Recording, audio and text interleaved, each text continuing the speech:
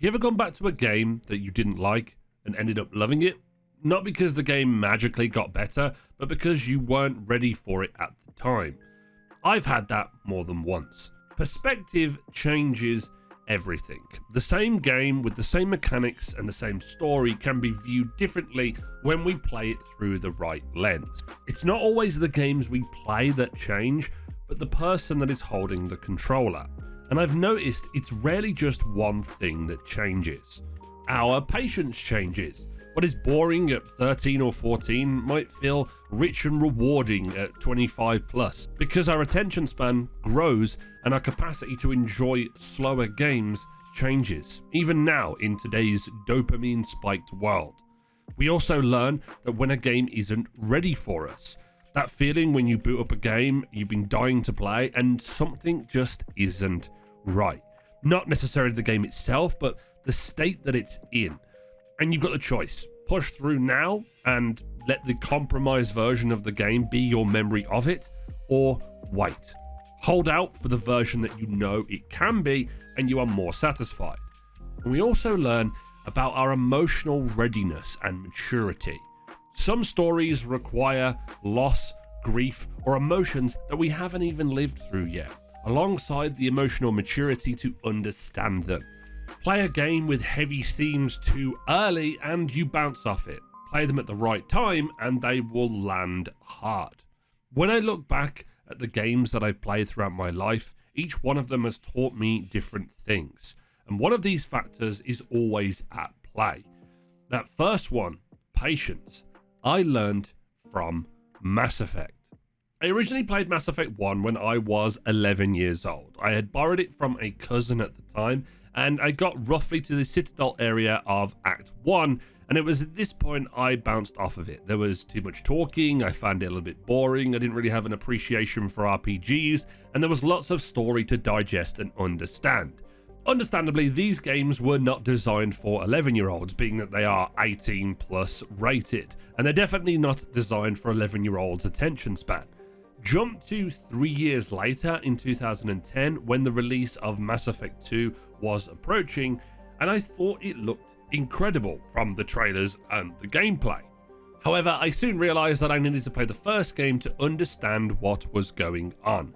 So it was at this point I decided to play both of the games in the summer of 2011 after the release of Mass Effect 2. After my first year of mock exams had been completed, I was able to have free reign in the summer to play and do what I wanted. Being 15 at the time, I returned to Mass Effect with a new perspective, a new patience, knowing that something amazing was on the horizon with Mass Effect 2. Due to this desire, I found myself lost in the world of the game. The RPG systems clicked. I had an interest in the lore, the world, the characters. My patience seemingly grew on me over time, and it became one of my favorite games I've ever played. And in that summer, there were other games that took my attention, so I ended up not playing Mass Effect 2 until a further 2 years later. This was around the time that Mass Effect 3 was also going to be released, so the same motivation drove me. The same thing happened again. I would dive into Mass Effect 2, but then I wouldn't be able to complete Mass Effect 3 because I was finishing my final school year. The point is that none of these games actually changed. My patience did. I learned to slow down, listen to the conversations that were being had in those games, and sit on the tough choices that it presented to me. I haven't replayed them as an adult. I'm a much different person now, and I'm curious to see how well they will captivate me. Mass Effect will always be there, waiting for the different version of me to play it again. The next lesson, knowing when a game isn't ready for us, I learned that from Cyberpunk 2077. Cyberpunk 2077 is right up there as one of my favorite games of all time. The hype and expectation I had for it was astronomical, especially waiting for so many years to play it. The first week of reviews and the online discourse that came out genuinely broke my heart. I had been so excited for it and it was dashed. Even playing the game myself at the time in 2020, I was amazed at the world I got to see, but I could tell it was incomplete. Bugs, glitches, certain gameplay elements that just felt wrong. It felt like the game was fighting itself because the world and the writing was awesome. So I had a choice. Was it to put it down now, or was it to push through and have this broken version of it in my memory forever? I chose to put it down. So I waited until the release of many different patches and the longer-awaited Cyberpunk Edge Runners anime had released.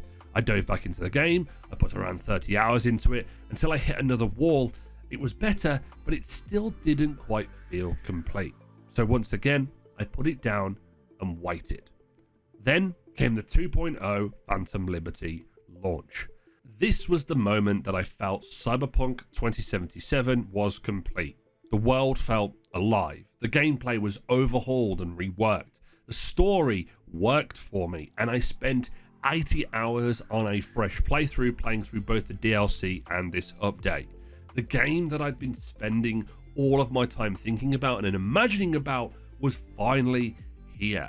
It felt satisfying to have that memory of my playthrough be the best one, and not the game being a broken mess that I forced myself to beat. The lesson here is that it's okay to put down a game if you feel like something is wrong. It's not you, but drawing the line is harder than it sounds, especially when you want to get the experience that you paid for. Cyberpunk proved it to me.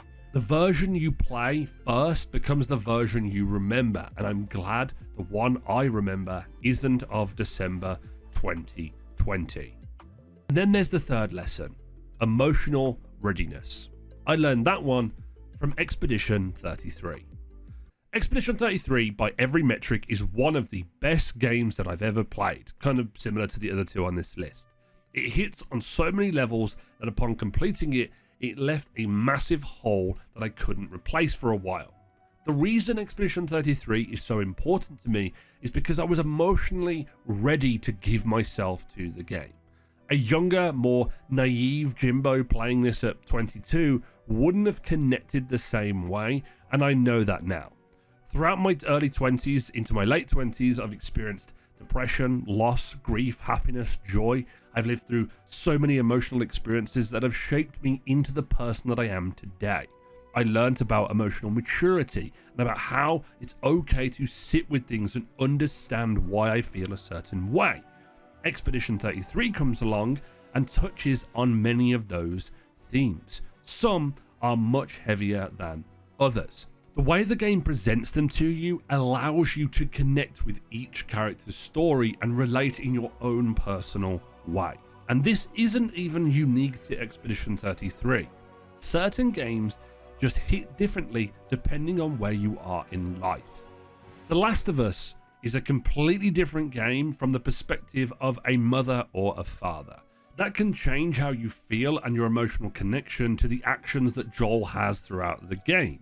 Hellblade: Senua's Saga is especially different if you've had any struggles with mental health or trauma, because that game puts you in this journey that Senua goes through. Expedition 33 taught me that if I was emotionally ready for games, I would be able to relate to these themes more, and games with hard-hitting narrative threads would be for me. You can't speedrun these things. It comes to you from living life. And when the right game comes along at the right time, you'll be able to give yourself completely to it. But here's the important part.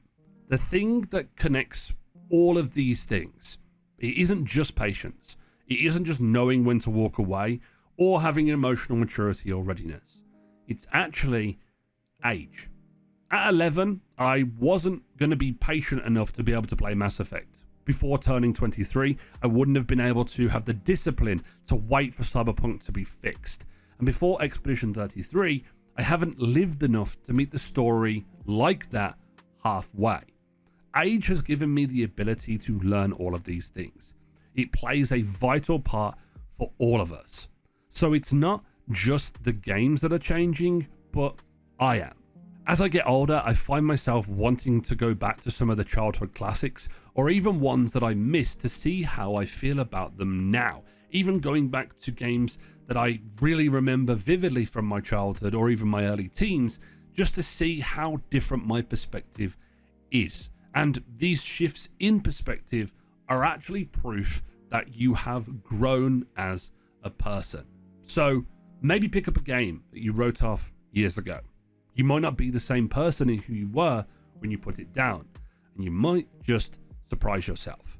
And if you've done that recently, let me know down in the comments section. And as always, if you've enjoyed this video, leave a like on it because it really helps me in the algorithm. Subscribe to the channel if you want to see more content like this. And as always, this has been Jimbo, and I'll see you guys next time.